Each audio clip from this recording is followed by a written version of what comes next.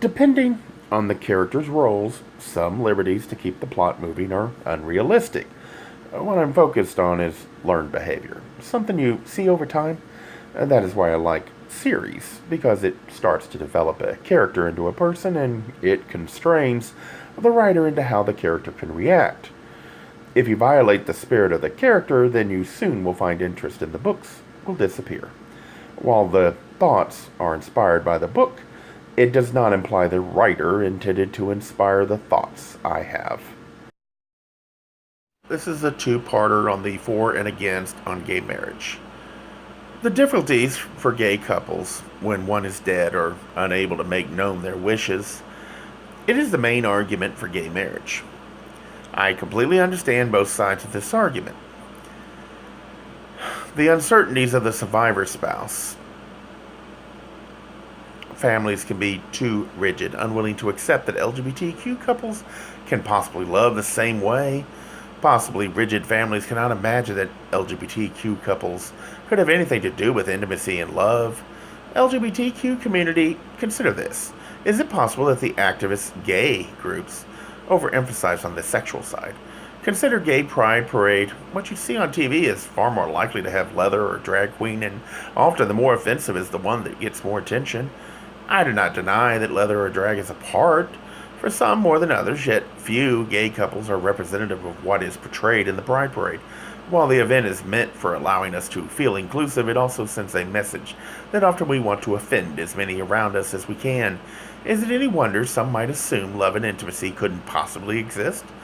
That said, however, the fact is LGBTQ couples are no different in behavior as a traditional couple. They can love deeply or shallow. Would a family dream of denying a lover that had spent years, maybe decades, with a sick person in hospital, even if they were not married? How could your heart be so cold as to deny your loved one the comfort of a last goodbye to the person they had shared their life with so long? Who probably knew more about him or her than you do, since likely your rigid intolerance cut you off from ever knowing who your child or sibling really was. I'm uncomfortable with the word gay marriage, and I'll address the argument of why. But LGBTQ couples only want what some intolerant families refuse to allow. That is the equal rights that LGBTQ community is asking for. They tried to reach families, but sadly all too often the unconditional love has long since died in the heart of some families. Someday, if both sides start to learn to understand just how alike we can love, then the need for government to interfere would never been needed. If you're a family struggling with this, consider you want to punish the lover, but you are also denying your sibling or child one last time on what could be their deathbed. Can you imagine a more horrendous thing to do? Would you treat your own child or sibling worse than you would someone you hate?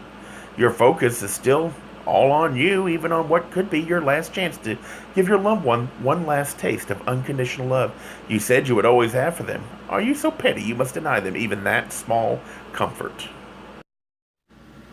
While the thoughts are inspired by the book, it does not imply the writer intended to inspire the thoughts I have. The attempt is to start a discussion and get people to think about human behavior from the perspective of the closet. How this might lead to problems that make friends or partners or even business relationships difficult. I can understand why some would dismiss this effort. I find reminders in how the characters behave with memories of my own experiences and then explore that aspect. It's meant to start people to think. It is not meant to imply I am right. If you do not share the ideals with others, then how will you know if you're right? When talking, the focus should be on challenging and exposing your ideals, not in changing other opinions. That would only lead to frustration, since the only person you can change is yourself.